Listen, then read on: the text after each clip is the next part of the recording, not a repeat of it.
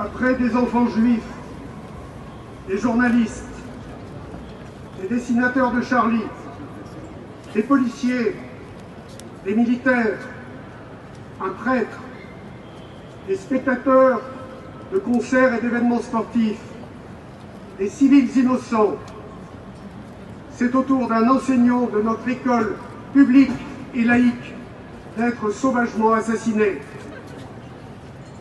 Qu'avait fait Samuel Paty pour mériter une fin aussi tragique?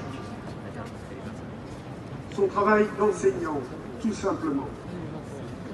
Il cherchait à expliquer à des adolescents ce qu'est une caricature, à leur diffuser l'esprit des Lumières, à leur apprendre qu'en France, on a le droit de blasphémer. On a une totale liberté d'expression et de création.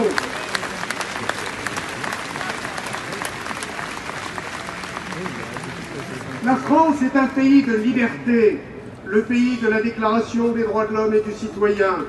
N'en déplaise à tous ceux qui essayent de déconstruire notre société, de la diviser, de la communautariser, de la séparer.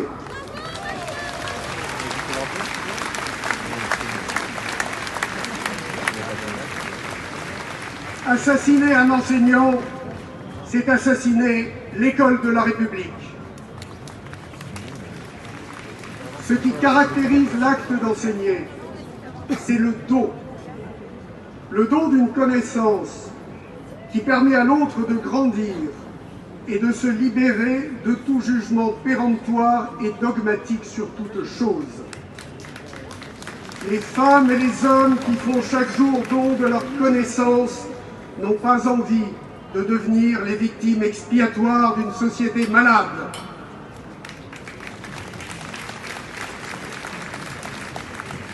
Aujourd'hui, nous sommes réunis pour honorer la mémoire de Samuel Paty.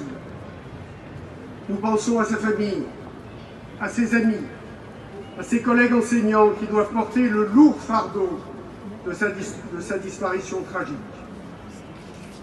Soyez courageux, mais n'ayez pas peur. Continuez pour lui à diffuser ses valeurs, à transmettre vos enseignements.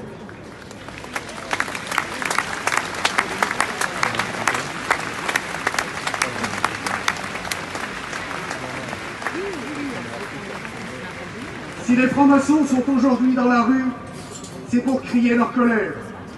Osons dire « assez ». Ayons le courage de condamner lourdement les ennemis de la liberté de conscience et de la parole. Osons nommer l'hypocrisie, l'obscurantisme et le fanatisme. Assez de morts, assez de menaces, assez de querelles stupides qui gangrènent notre société et ne nous permettent pas d'avancer.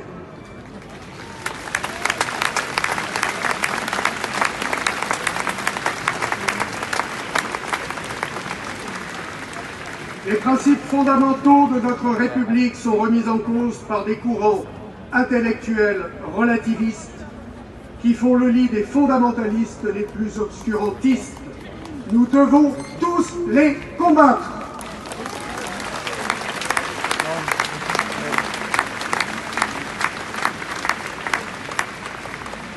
Républicains de tous bords politiques, il est venu l'heure de se retrouver, de se rassembler, de défendre nos institutions avant qu'il ne soit trop tard.